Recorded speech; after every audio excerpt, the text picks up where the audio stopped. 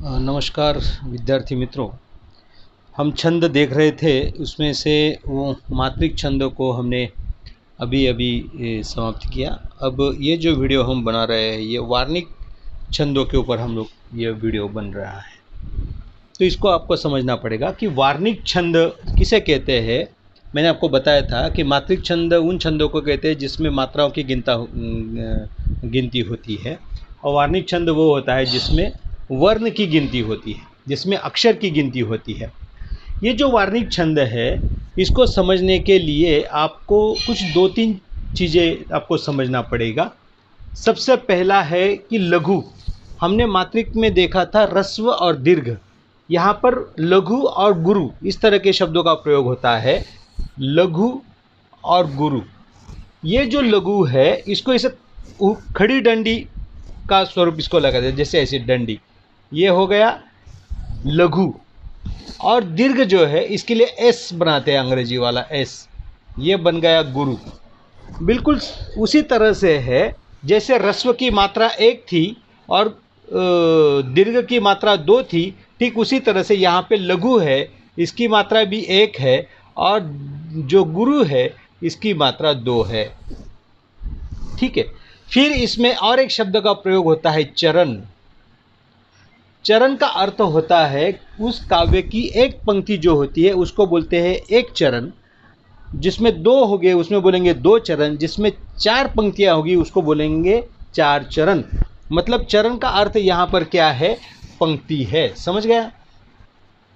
और जो है विशेष यहाँ पे है ना, इसलिए मैंने ब्लैक बोर्ड लिया क्योंकि इसमें सबसे महत्वपूर्ण होता है गण। ये जो गण है, गण जो है, गण का अर्थ क्या होता है, समूह। एक गण मतलब तीन अक्षर, तीन वर्णों का एक गण होता है। अगर ऐसा बताया गया कि किसी एक छंद में य त यह गण आते हैं, तो य त मतलब क्या, य मतलब तीन, दूसरा य मतलब तीन, त मतलब तीन, और त मतलब तीन, मतलब तीन चौवे 12। तो 12 वर्णों वाला यह छंद रहेगा, ऐसा इसका अर्थ होगा। ठीक है। तो ये जो गण होते हैं, एक गण में तीन अक्षर होते हैं, बिल्कुल ध्यान में रखना, एक गण में तीन अक्षर होते हैं। और वो जो गण है, हिंदी में वो अलग टाइप से उनको गिनते हैं, मतलब ये अर्थ उनके बनाते हैं। लेकिन हम लोग, आप लोग अहिंदी भाषी हो, मराठी भाषी हो, इसलिए मैंने ये जो गण है इनके अर्थ जो है मराठी भाषा में लिखे हैं, ताकि आपको लघु गुरु को समझने में आसानी हो।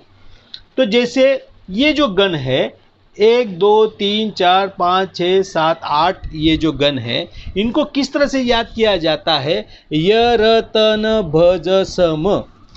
देखो, य र त न भ ज स म, इस तरह से उनको याद किया जाता है। य र त न भ ज स म, य र त न भ ज स म, आप बिल्कुल याद कर लो इसको। या फिर इसी तरह से ब्लैक बोर्ड पे या किसी पर कागज़ पर चिपका कर इस तरह का एक बना लो और चिपका दो दीवार पर। आप जब आएंगे जाएंगे, जब भी आएंगे जाएंगे, आपके नज़र में ये रहेगा और आपको याद हो जाएगा य र त न भज सम। य मतलब क्या, यमाचा। यमाचा मतलब क्या, देखो ये लघु है, मा ये गुरु है, चा ये गुरु है, इसलिए य गण मतलब क्या, लघु गुरु गुरु। यह ध्यान में रखना है आपको। मतलब तीन वर्ण रहेंगे, हर गण में तीन वर्ण रहेंगे, लेकिन वो वर्णों का क्रम कैसे होगा, पहला लघु होगा, दूसरा गुरु होगा, तीसरा गुरु होगा।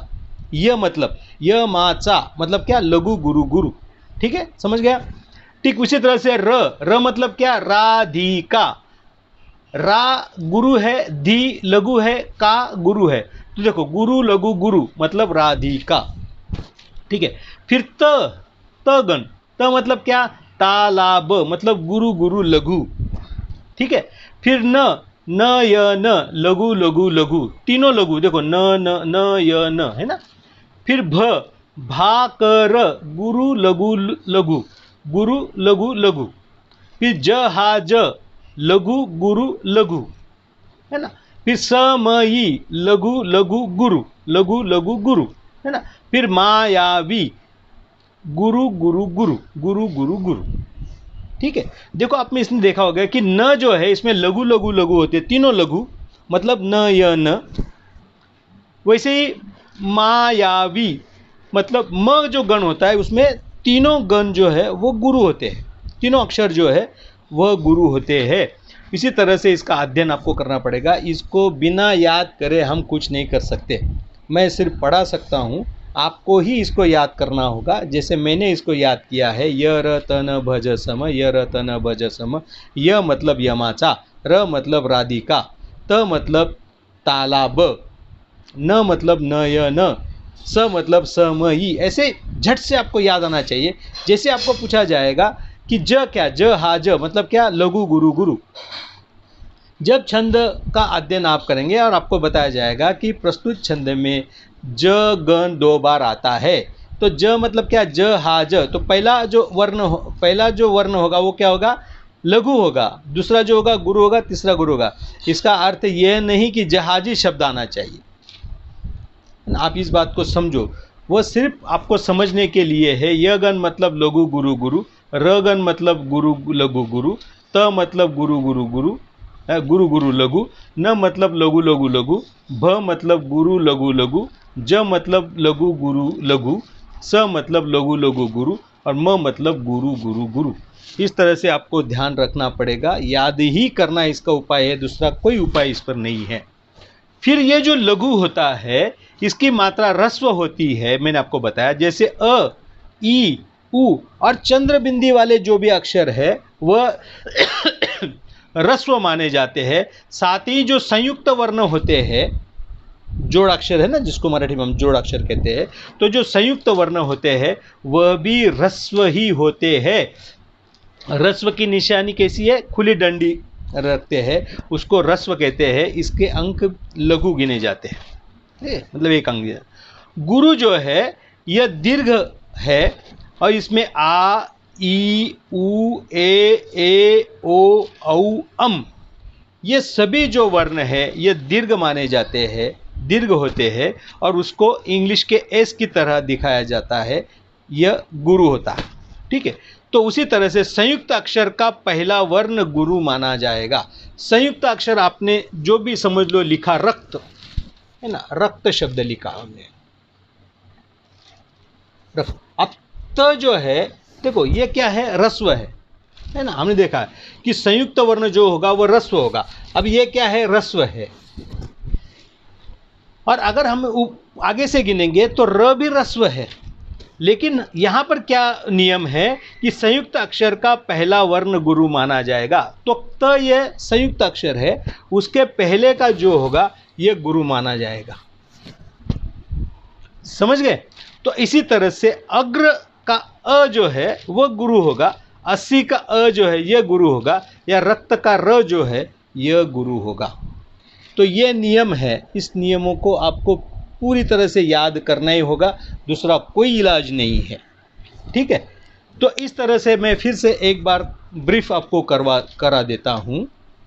आप देखिए कि ये जो वार्णिक छंद है इसमें अक्षर गिने जाते हैं।